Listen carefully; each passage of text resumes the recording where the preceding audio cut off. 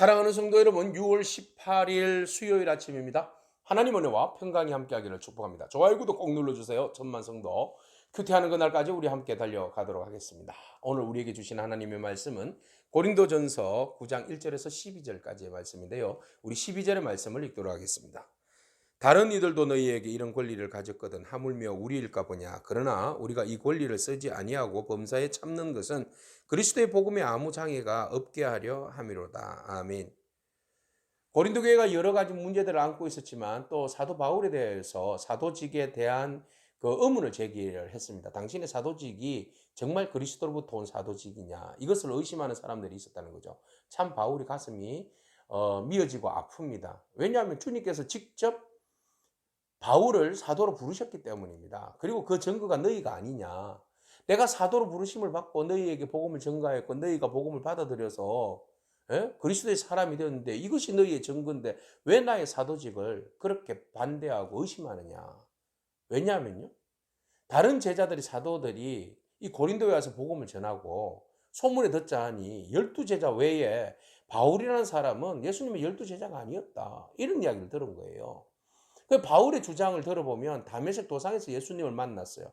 성령 체험을 했어요. 그리고 예수님으로부터 사도로 부르심을 받고 또 주의 일들을, 이방인들을 위하여서 복음을 전거하였다라는 그 이야기를 바울로부터 들었는데, 과연 그럴까? 사입이 아니야? 이런 이야기를 하는 사람들이 있더라는 거예요. 그래서 사도직에 대해서, 사도직의 그 정통성에 대해서 반대하고 의심하는 사람들이 많더라는 겁니다. 그래서 바울은 아니다.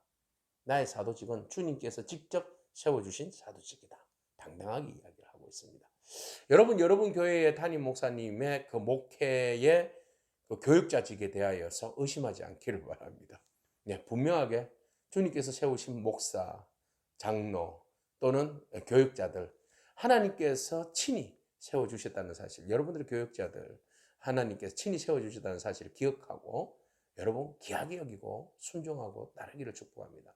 그 권위에서 하나님의 진리의 말씀이 선포되어지고 능력의 말씀이 선포되어지며 우리를 치유하고 회복하는 권세가 있는 줄로 믿습니다. 의심하고 받아들이지 않고 항의하고 악유하면 그만큼 여러분들에게 손해입니다. 은혜가 들어가지 않습니다. 여러분들이 반대하고 저항하고 몸부림치면 물론 진리를 위해서 몸부림쳐도 됩니다. 불의에 대해서 여러분이 저항해도 됩니다. 그러나 여러분, 오해하고 잘못 생각되어진 그 일들로 인하여서 끊임없이 목사님의 권위에 대해서 계속해서 저항하고 도전한다면 여러분들에게는 아무 유익이 없습니다. 사도 바울의 그 사도직에 대해서 의심하는 자들, 아니다, 나의 사도직은 주님이 인정하셨다, 이렇게 바울이 말하고 있습니다. 자, 2절에 나의 사도됨을 주 안에서 인친 것이 바로 너희다, 너희가 증거다, 그런 이야기를 하고 있습니다. 그래서 바울이, 또한 사람들이 바울에 대해서 이런 이야기합니다. 바울은 사례비도 요구하지 않더라, 생활비도 요구하지 않더라. 그 말은 바울은 사도가 아닌가 봐, 이런 이야기 아니겠어요? 그러면 다른 사람들은 사례비를 요구를 했어요. 왜요? 사역을 하면 사례비가 필요해요. 그죠? 내가 이거 했으니까 돈 내나, 이게 아니잖아요. 기본적으로 생활비를 드린 거죠. 그래서 베드로나 다른 사도들은 이 사례비를 받고 목회를 했단 말이죠. 그런데 사도 바울은 목회하는데 사례비를 받지 않았어요.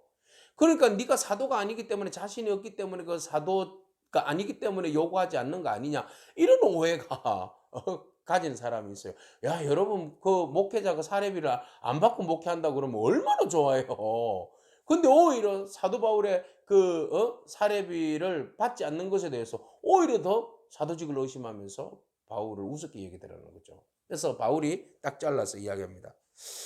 내가 너희에게 비판하는 자들에게 변명할 것이 있다. 예, 우리가 먹고 마실 권리가 없겠느냐, 사례비를 받을 그런 권리가 없겠느냐라는 거예요. 그죠? 다른 제자들처럼 그런 권리가 없겠느냐. 바나바와 베드로, 게바만이 그 권리만 있냐? 나에게도 권리가 있다.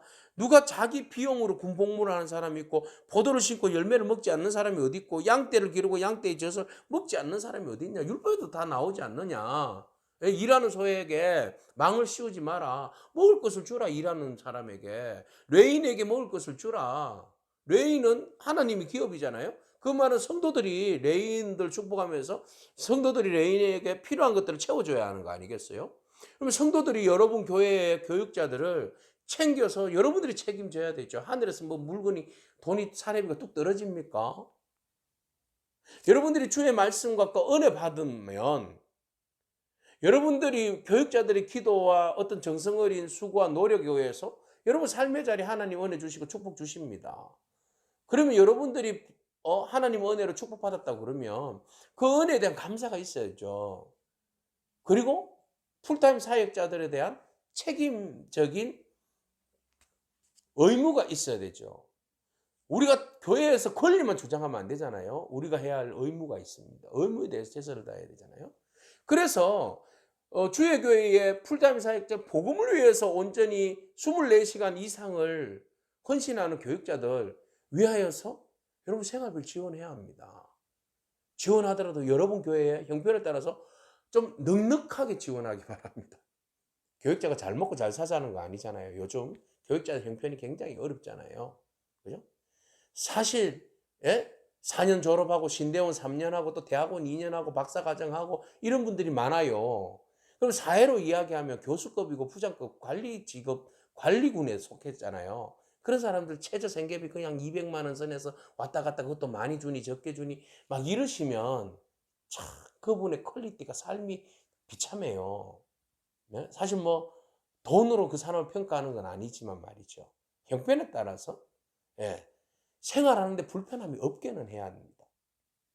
교육자들이 그렇게 많은 걸 요구하지 않잖아요. 어떤 목회자들은 교회 부담이 되니까 가서 부족한 부분을 아르바이트로 채우기도 하고요. 교회가 정사례비를 줄 형편이 안 되는 교회들 많잖아요. 교회 세내야 되죠.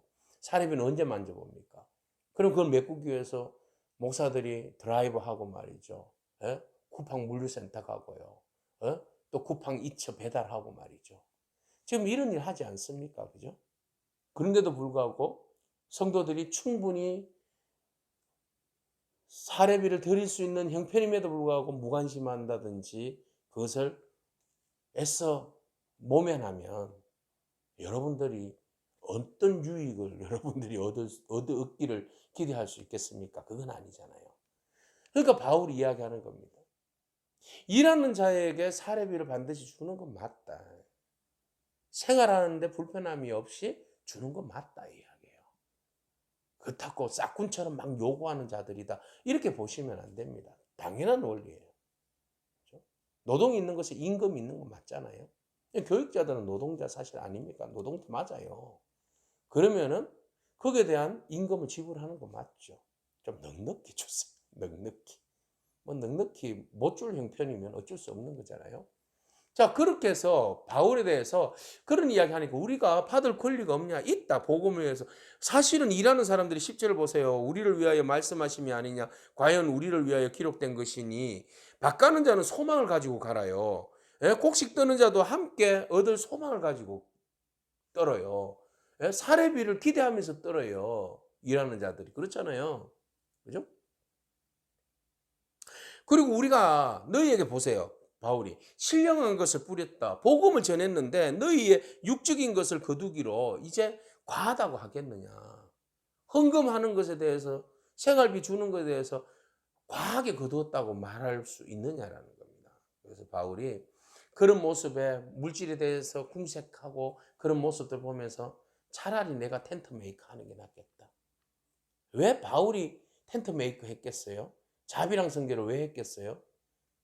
이런 교회의 불편함들이 막 눈에 보이니까 그래요. 눈에 보이니까 차라리 내가 텐트 메이커 해서라도 내가 생활비를 충당하지 뭐. 교회에 덕이 되지 않는다면. 여러분 오해하지 않기를 바랍니다. 바울은 텐트 메이커를 하면서 복음을 전했어. 왜? 왜? 질문 한번 해보세요. 왜 그렇게 했겠어요? 채워지지 않으니까. 그래서 바울은 이런 결론을 내립니다. 우리가 이 권리를 쓰지 아니하고 범사에 참는 것은 그리스도의 복음에 아무 장애를 없게 하려 함이라. 복음의 장애를 막기 위해서 기꺼이 바울이 자비랑 선교에 힘썼던 거예요. 여러분 하나님 은혜가 여러분 가운데 있고 또 여러분 교회의 교육자들 통하여서 목회자들 통하여서 하나님의 신령한 말씀이 선포되어지고 그것이 여러분들의 영혼이 잘 되고 범사가 잘 되기를 축복합니다. 그렇다면 여러분 하나님 은혜 가운데 축복을 많이 누리시기 바랍니다. 그리고 누린 그 복들, 그리고 십시일반 여러분들이 하나님 앞에 드린 그 예물들이 선교를 위하여서, 구제를 위하여서 여러분들의 교육자들의 생활비를 지원하는 데 있어서 그런 부족함이 없고 넉넉하게 채워지기를 축복합니다. 그렇게 해서 교육자들은 생활비에 그 매이지 않고 주의 복음을 전하는 일에 열심을 낼 수 있도록 여러분 응원하면서 지원하기를 축복합니다.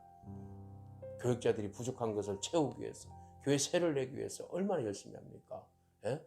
대리운전하죠. 쿠팡이처 배달하죠. 예? 분류센터, 물류센터 가가지고 밤새도록 일하죠. 피곤한 몸 이끌고 또 복음 전하죠. 새벽 예배하죠. 이런 일들이 오늘 우리들의 현상이긴 하지만 그러나 여러분 그렇다고 절망하지 않고 여러분 교육자들은 더 열심히 주를 위해서 우리 함께 힘내봅시다. 그리고 여러분들을 응원하면서 또 물질로 기도로 후원하는 우리 사랑하는 성도들이 있다는 사실을 여러분 기억하길 바라고 성도들도 이 일에 함께 동참해 주시기를 축복합니다. 기도하겠어요.